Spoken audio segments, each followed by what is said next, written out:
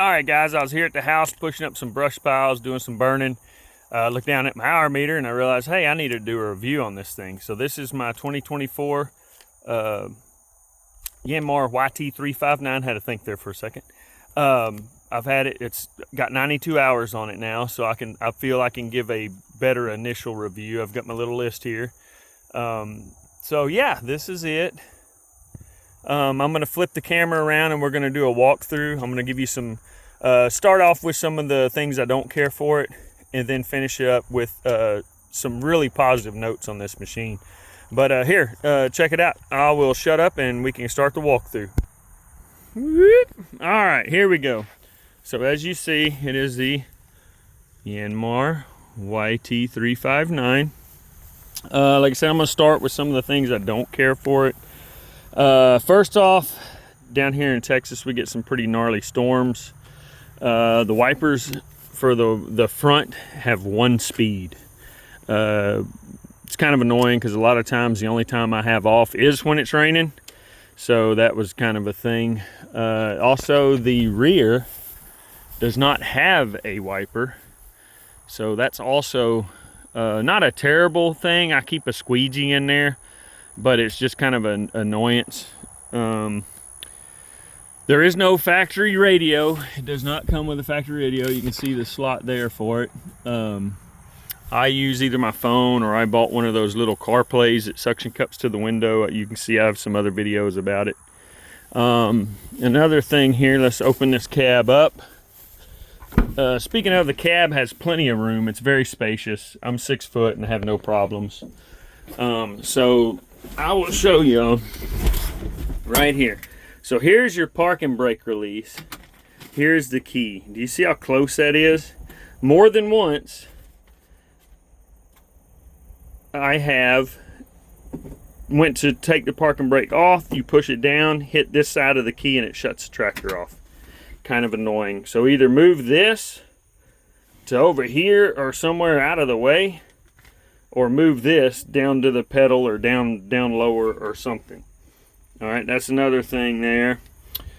The other thing while we're in the cab I'm going to talk about is the seat safety switch. So you have to, every time you get out, it has to be in neutral, and you have to set your parking brake or this thing will shut off, and it is very sensitive.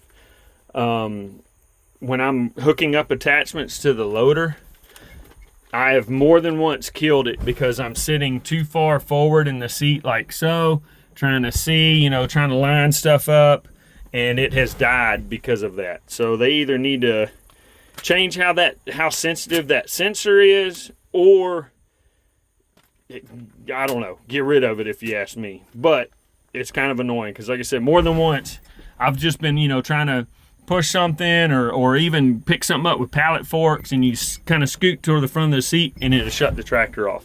And it does not give you a delay either. It's pretty instantaneous.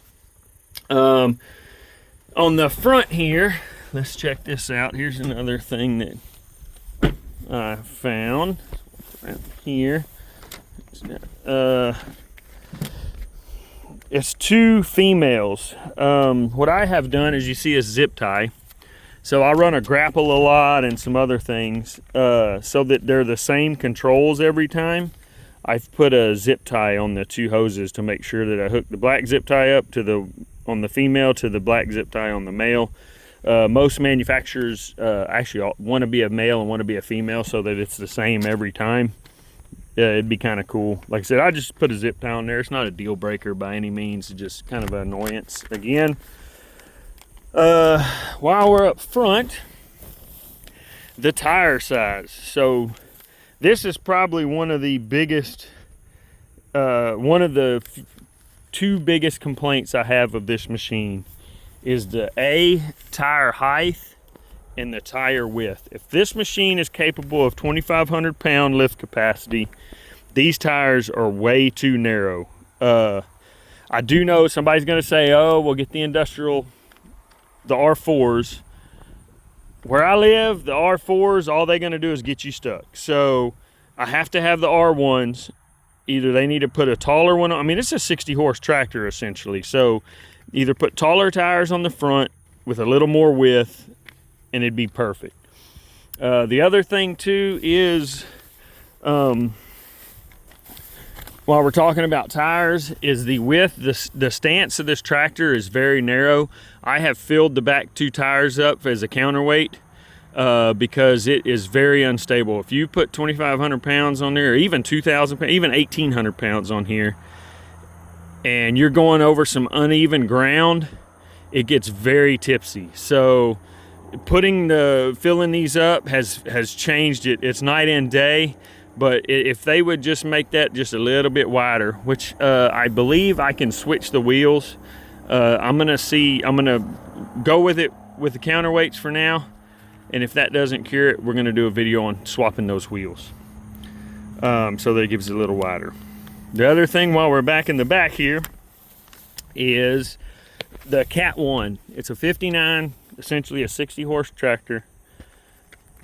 Make those Cat 2. Make those Cat 2, because a lot of the Cat 1 stuff, it's a pretty decent sized tractor. It's still a compact, but it's still a pretty decent sized tractor. So a lot of your Cat 1 stuff, I don't know, it takes some getting used to. I've had to switch some of my stuff from Cat 2 over to Cat 1 so that it fits this tractor. Just make it a Cat 2. The other thing is the backup alarm. There is absolutely no reason an agriculture tractor has a backup alarm. When you're mowing and you're doing anything, loading hay, whatever, where you back up, it just gets annoying. All right, so that's pretty much all the complaints I have. Like I said, that's really, and none of them are necessarily deal breakers. I need to clarify that as well. Definitely would buy this tractor again, 10 out of 10, but those are some things I would like Yanmar to look at and maybe review a solution for. So on to some good things. All right, so the good things of this tractor is, one of my favorites, it is a non-turbo engine. I love that. They used a bigger displacement engine in place of a turbo engine, and I love that. There's so many upsides of that. There's so many positives to that. Reliability is one of them. Just, displacement is not a bad thing. Displacement, you can tell the torque of this machine as well. They're not just relying on horsepower. They actually have some torque behind that thing, and it makes a difference. The other thing I really like is the way the transmission is set up, and this was one of the key selling points to me, or for me, was you can select your speed to 1/10 of a mile per hour. If you're mowing, spraying, any kind of most of your agriculture activities, that is huge, being able to have that much control over your speed. Ease of maintenance is another awesome thing about this. Everything is very open. Everything is easy to get to. You raise that hood up. I'm not going to do it because this video is already running long. But I mean, look, you check your engine oil there. There's your fuel filter. There's your engine filter. I mean, everything is very easy to get to. Very easy to get to. It's definitely thought out very well for owner serviceability. I've been impressed with that side of it for sure. The other thing I'd like to touch on is the reliability. I have not had any issues, not even a leak, nothing on this machine. I did the initial service at 50 hours and I had no complaints whatsoever. There was nothing that needed to be fixed. There was nothing that needed to be repaired, which is Yanmar tractors are the only tractors I've ever owned. I've got 2 of them now, and both of them did the same thing. I did not need any repairs at the first service, and that's a first. Coming from Mahindra, coming from New Holland's pre-ownership of those, I had major issues actually on both of those before the first service. So with this Yanmar not having that issue, that's another huge benefit. So like I said, reliability. That being said, that leads right into this, that 10-year warranty. If you guys, you keep your, the expense of this equipment, you want to look at it as a long-term investment anyway. So having that 10-year warranty, it's not like a car where they say the average length of ownership of a vehicle is 2 years. it's a tractor. Like, you're gonna hold on to this thing for as long as possible, and having that 10-year warranty definitely adds the confidence of being able to do that. I don't foresee me needing the warranty anytime in the near future, but it is still a mechanical machine and things do happen. But knowing that it's backed up for 10 years is huge.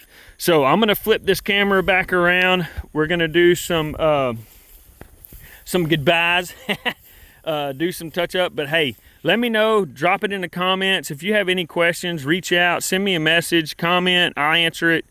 Like I said, I'm 10 out of 10 would definitely buy again. Later.